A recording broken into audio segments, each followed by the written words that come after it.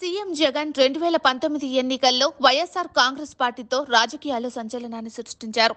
2019 ఎన్నికల్లో 151 అసెంబ్లీ స్థానాలలో 22 ఎంపీ స్థానాలలో వైసీపీ విజయాన్ని సాధించే చరిత్ర సృష్టించారు.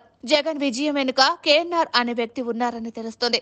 వైఎస్ రాజశేఖర్ రెడ్డికి సూర్యుడు ఎలాగో జగన్ కి కేఎన్ఆర్ అలా అని సమాచారం. 2019లో జూన్ నెల 2వ తేదీ నుండి కేఎన్ఆర్ జగన్ కి వ్యక్తిగత సహాయకుడిగా ఉన్నారు. కేఎన్ఆర్ ఎప్పుడు జగన్ వెన్నంటే ఉండటంతో జగన్ హాజరు కాలేని కార్యక్రమాలకి ఆయన తరపున హాజరయ్యారని సమాచారం. గడిచిన 12 సంవత్సరాలుగా కేఎన్ఆర్ జగన్ వెంటే ఉంటున్నారు.